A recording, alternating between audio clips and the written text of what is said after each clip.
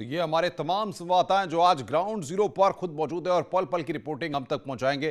तो ऐसे ही कुछ जगहों पर हम चलते हैं। लखनऊ से मोहम्मद शबाब हमारे साथ जुड़ रहे हैं, बागपत से शहजाद राव हमारे साथ, कन्नौज से लोकेश दुबे, उन्नाव से अनुज गुप्ता, फर्रुखाबाद से सूर्या वाजपेयी, बदायूं से सुशील हमारे साथ। सबसे पहले शबाब के पास चलते हैं। शबाब, आज के दिन की अगर बात करें, जाहिर तौर पर 2022 के दंगल से पहले आज के परिणाम काफी मायने रखते हैं। ये चुनाव काफी मायने रखता है क्योंकि यहां पर पता लगेगा कौन किस पर भारी है।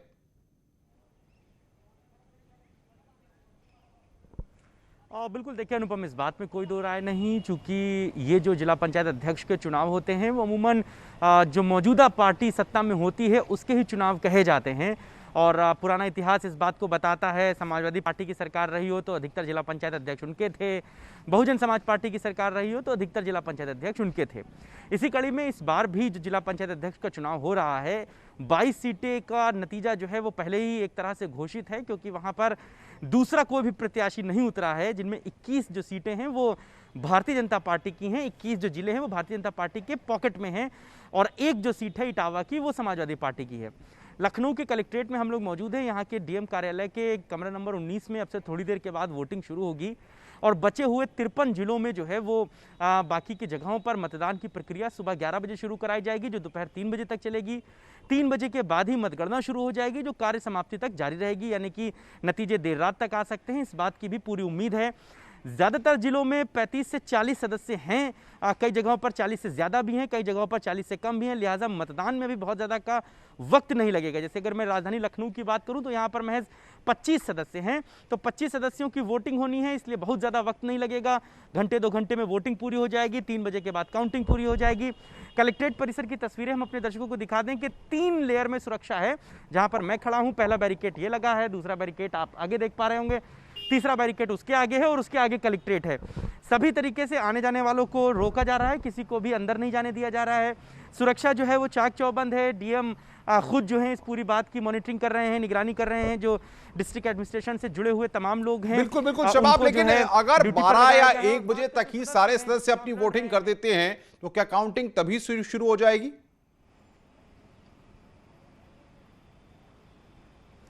नहीं अनुपम, काउंटिंग का वक्त जो है वो 3 बजे का तय किया गया है। वोटिंग चाहे 11 बजे शुरू होकर 11:15 बजे पूरी हो जाए, काउंटिंग 3 ही बजे होगी, क्योंकि जैसा कि मैंने बताया किसी जिले में कम सदस्य हैं तो वहां पर जल्दी वोटिंग हो सकती है, लेकिन कुछ जगहों पर सदस्यों की संख्या ज्यादा है तो वहां पर वोटिंग में भी समय लग सकता है। बिल्कुल, किसी भी तरह की अप्रिय घटना से मैं आऊंगा शबाब आपके पास, तमाम अपडेट्स आपसे लेंगे, आप बने रहिए हमारे साथ। अनुज गुप्ता के पास उन्नाव चलते हैं। अनुज, बताइए किस तरह से सियासी गहमा गहमी वहां पर आप देख रहे हैं और कितने सदस्य आज वोट डालने वाले हैं? बिल्कुल, उन्नाव में सियासी पारा एकदम हाई है और यहाँ पर 51 सदस्यों को वोट डालना है। यहाँ जो चुनाव देखने को वो मिल रहा है वो बीजेपी वर्सेस बीजेपी की ही लड़ाई है। एक बीजेपी से समर्थित प्रत्याशी है तो दूसरे खुद को बीजेपी का समर्थन होने का दावा करते हुए मैदान में अरुण सिंह है, जिनका पूर्व में टिकट काट दिया गया था। वहीं सपा ने अपनी कैंडिडेट से प्रत्याशिता वापस ले ली, जिसके बाद अब वो मैदान में तो हैं, लेकिन उन्होंने भी खुद को चुनाव मैदान से बैकफुट पर ले लिया है। लिहाजा उनके नाम पर कोई वोट तो डाल सकता है, लेकिन वो अपने को खुद को लड़ाई में नहीं मान रही हैं। जो अगर हम सुरक्षा व्यवस्था की बात करें तो यहाँ पर 4 चक्रों में सुरक्षा व्यवस्था तैनात की गई है। 6 तस्वीरें दिखाइए अनुज जरा पीछे की, क्या व्यवस्था है, क्या इंतजामात हैं, जरा दिखाइए। जी, कलेक्ट्रेट में इस समय जिस जगह हम खड़े हुए हैं यहाँ पर पूरा बैरिकेडिंग किया गया है। तस्वीरों में आप देख सकते हैं, जो सीधे पीछे कमरा दिखाई दे रहा है, ये सबसे आखिरी की जो सुरक्षा है जहाँ पर मतदान होना है। हम एकदम अंदर की तरफ प्रवेश कर चुके हैं। यहाँ पर जो मीडिया है वो मीडिया कर्मी पहुंचे हुए हैं। पुलिस बिल्कुल बिल्कुल आऊंगा अनुज, आप नजर रखिए। कन्नौज चलेंगे, लोकेश हमारे साथ है। लोकेश, अगर समाजवादी पार्टी का गढ़ कन्नौज कहा जाता है, वहां इस बार किस तरह से समीकरण है और किस तरह से मतदान हो रहा है? देखिए अनुपम, अगर कन्नौज की बात की जाए तो ये समाजवादी पार्टी का गढ़ कहा जाता है, लेकिन बीजेपी इस जिला पंचायत अध्यक्ष के चुनाव में पूरी दम दिखा रही है। अगर आंकड़ों की बात की जाए तो कन्नौज में 7 जिला पंचायत सदस्य भाजपा के पास हैं, तो वहीं 12 जिला पंचायत सदस्य सपा के जीते हुए हैं। इसके अलावा अगर और बात की जाए तो 7 सदस्य ऐसे हैं जो सपा से बागी होकर चुनाव लड़े थे और वो जीते हैं।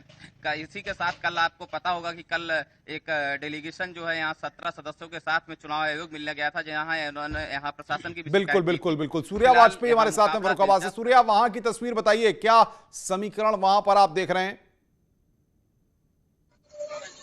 अनुपम, मैं आपको बता दूं, फर्रुखाबाद में जिस तरीके से जिला पंचायत चुनाव का रण है, ये दोनों खेमे जो है बीजेपी की यहाँ पर जो निर्दलीय प्रत्याशी मोनिका यादव है वो भी सैफई परिवार से ही आते हैं। आपको सबसे रोचक जो यहाँ फर्रुखाबाद के चुनाव में बात आ रही है, क्योंकि सैफई परिवार की बहू मोनिका यादव को बीजेपी ने समर्थन दिया है और सेकेंडरी समाजवादी पार्टी से जो प्रत्याशी सुबोध यादव है वो कहीं ना कहीं सामने समाजवादी पार्टी से मैदान में है।